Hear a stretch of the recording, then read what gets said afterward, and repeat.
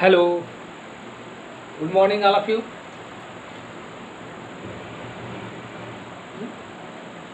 चलिए, कैसे हैं भाई आप लोग? आई होप आप लोग अच्छे ही होंगे, है ना।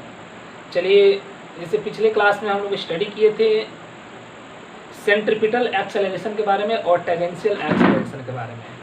ठीक, आपको बताए थे कि सेंट्रीपिटल एक्सेलरेशन तब क्रिएट होता है जब यदि कोई बॉडी सर्कुलर मोशन कर रही है और उसके केवल डायरेक्शन में चेंज हो रहा है तो वहाँ पे कौन सा एक्सेलरेशन प्रोड्यूस होगा? सेंट्रीपिटल होगा। और यदि कोई बॉडी सर्कुलर मोशन कर रही है और केवल मैग्नीट्यूड चेंज हो रहा है, माने केवल कहीं डायरेक्शन भी चेंज होगा, माने डायरेक्शन और मैग्नीट्यूड दोनों चेंज होगा, मीन्स कहने का मतलब कि मैग्नीट्यूड चेंज हो रहा है, तो वहाँ पे हम लोग क्या कहेंगे? Tangential acceleration. क्या कहेंगे? Tangential acceleration. और एक थर्ड बताए थे आपको, नेट एक्सेलरेशन। क्या बताए थे? Net acceleration. देखिए, नेट एक्सेलरेशन क्या होता है? नेट एक्सेलरेशन,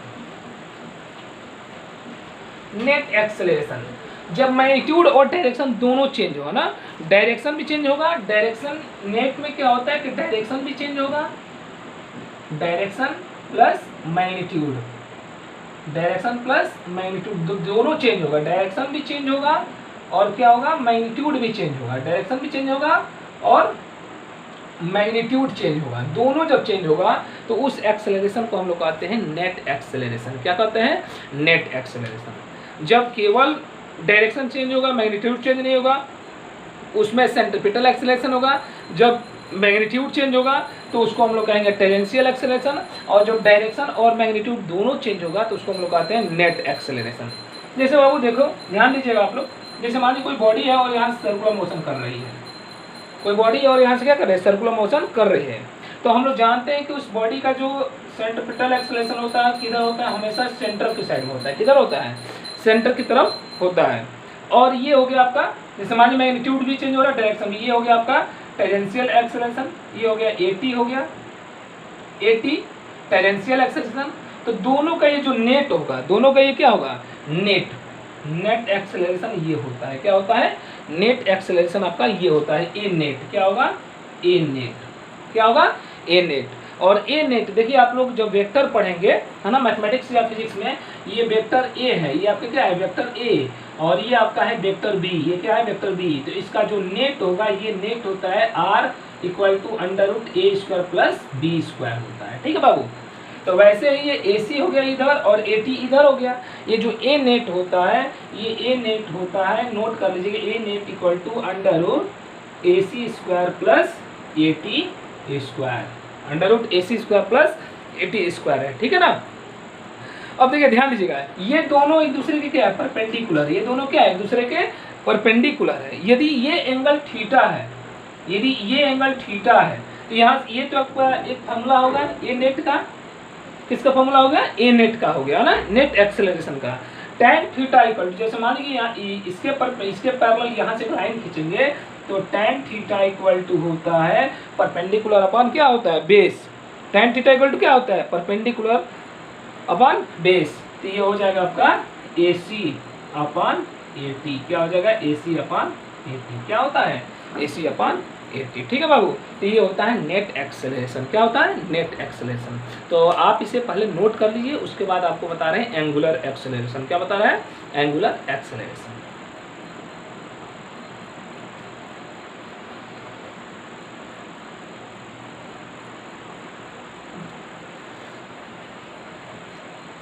तो थोड़ा सा कुछ दिक्कत है, इसलिए लाइव क्लास नहीं ले पा रहे हैं। लाइव क्लास नहीं ले पा रहे, मे भी हो सकता है कि संडे को लाइव क्लास ले, है ना।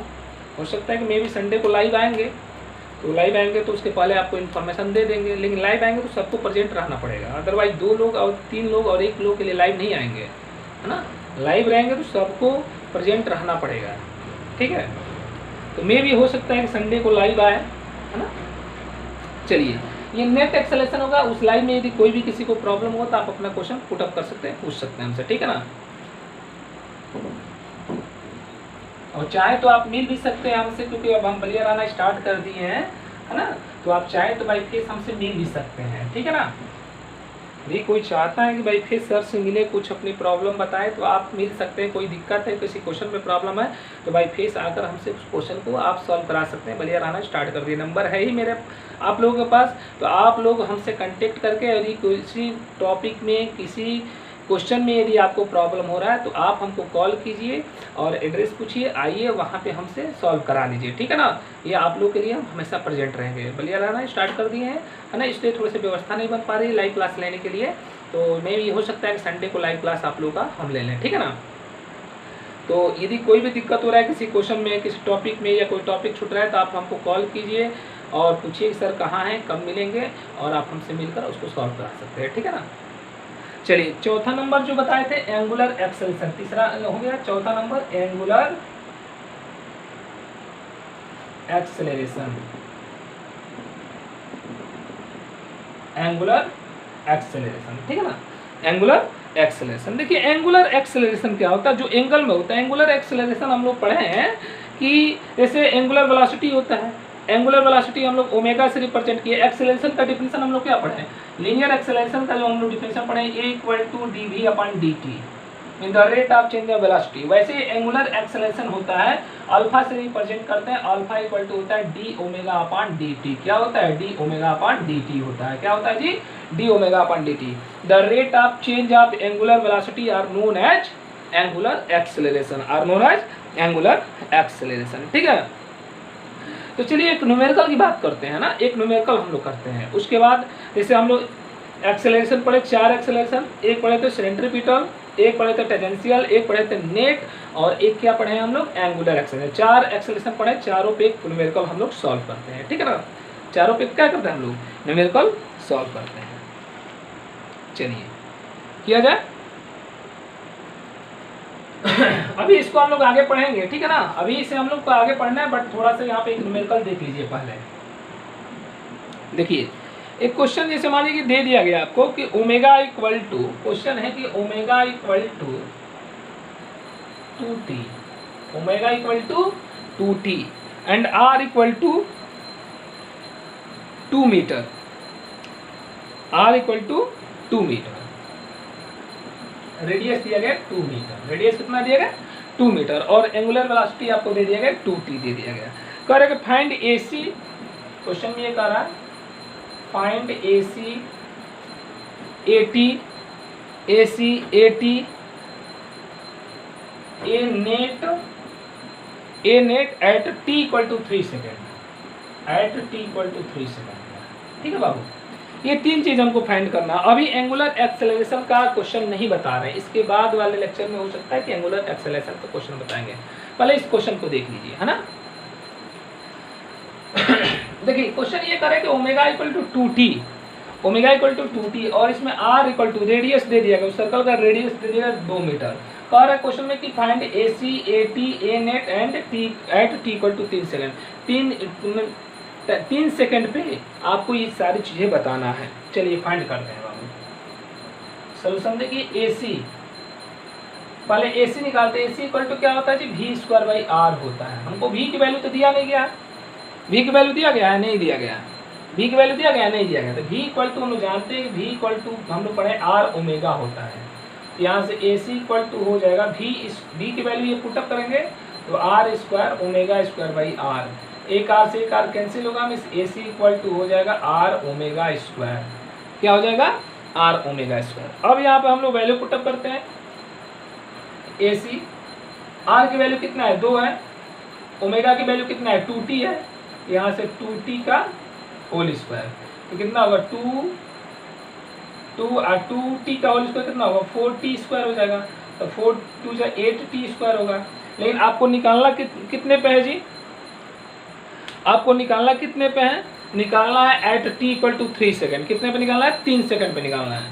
तो यहाँ पे लिखेंगे एट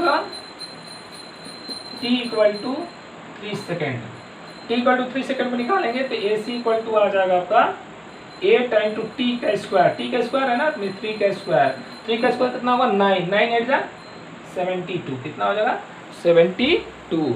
और सेंट्रीपिटल एक्सेलरेशन है तो इसका यूनिट क्या होगा, मीटर पर सेकेंड स्क्वायर, ठीक है बाबू। ये हो गया सेंट्रीपिटल एक्सेलरेशन, ठीक। अब हमको निकालना है AT निकालना है। तो जैसा कि हम लोग जानते हैं कि AT टेंजेंशियल इक्वल टू, ये फार्मूला नोट कर लीजिएगा, एक्चुअली शायद हम भूल गए होंगे, dv अपॉन dt। क्या होता है dv अपॉन dt, और ये मॉड लगा लीजिएगा, मॉड होता है निगेटिव नहीं होता है। तो डी भी कहीं निकाले हैं क्या? भी शायद हम लोग निकाले हैं, चलिए भी निकालते हैं। भी इक्वल टू क्या होता है आर ओमेगा, आर की वैल्यू कितना है 2, ओमेगा की वैल्यू कितना है 2t, तो ये हो जाएगा 4t, भी की वैल्यू 4t आ गया, मीन्स at इक्वल टू हो जाएगा d/dt, और ये v की वैल्यू 4t रखेंगे, तो 4 तो कांस्टेंट है, 4 को बाहर कर देंगे, dt/dt, t का t के रिस्पेक्ट में 1 होता है, तो 4 × 1 कितना हो जाएगा 4, कितना हो जाएगा जी 4, ये हो जाएगा मीटर पर सेकंड स्क्वायर, क्या हो जाएगा मीटर पर सेकंड स्क्वायर, निकल गया। अब तीसरा क्या निकालना है, ए नेट निकालना है, क्या निकालना है ए नेट, तीसरा निकालना है ए नेट। अभी कुछ देर पहले आपको ए नेट का फॉर्मूला बताया, अभी कुछ देर पहले बताया ए नेट का फॉर्मूला क्या बताया जी, ए नेट का बताया अभी थोड़ी देर पहले कि √AC² प्लस AT²। आपके एनसीईआरटी के बुक में बहुत क्लियरिटी दे दिया गया है लाइन, है ना, कुछ सिलेबस आपका डिलीट भी हुआ है, लेकिन उसके चक्कर में मत पड़िए क्योंकि आगे उसकी ज़रूरत पड़ेगी, है ना। चलिए वैल्यू हम लोग पुटअप कर देंगे, पुटअप कर देते हैं तो कितना हो जाएगा ए नेट, AC कितना निकाला है 72 निकाला है, तो 72 का होल स्क्वायर अब प्लस AT कितना है 4 का होल स्क्वायर, इसको सॉल्व कर लेंगे तो आपका रिजल्ट आ जाएगा, ठीक है ना। सॉल्व कर लेंगे, जो भी आएगा आपके क्या हो जाएगा मीटर पर सेकंड स्क्वायर, जो भी रिजल्ट आएगा, ठीक। तो आप इस क्वेश्चन को नोट कर लीजिए, ठीक है ना बाबू।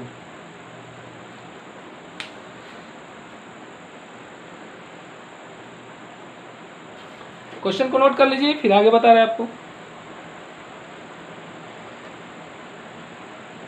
जैसे कभी पूछ दे कि AC और AT के बीच का एंगल बताइए, AC और AT के बीच का एंगल बताइए, तो अब क्या करेंगे, AC और AT के बीच का एंगल कहा जाएगा, ऐसी क्वेश्चन में जोड़ लीजिए कि find angle between AC and AT, find angle between AC and AT, AC और AT के बीच का एंगल कितना होगा, तब आप क्या करेंगे, है ना। उसके लिए देखिए, इतना नोट करने के बाद, है ना, एंगल पूछेगा तो अभी कुछ देर पहले आपको फॉर्मूला बताइए, यहीं पे करा दे रहा है, अभी कुछ देर पहले फॉर्मूला आपको बताया tan थीटा इक्वल टू होता है AC/AT। AC कितना निकाला है देखिए, तो 72 निकाला है, कितना निकाला है 72।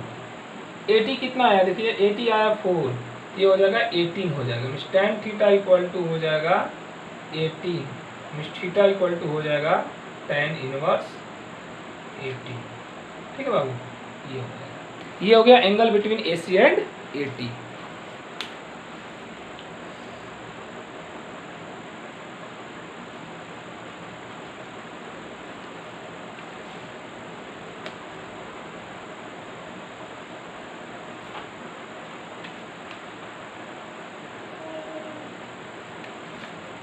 ठीक,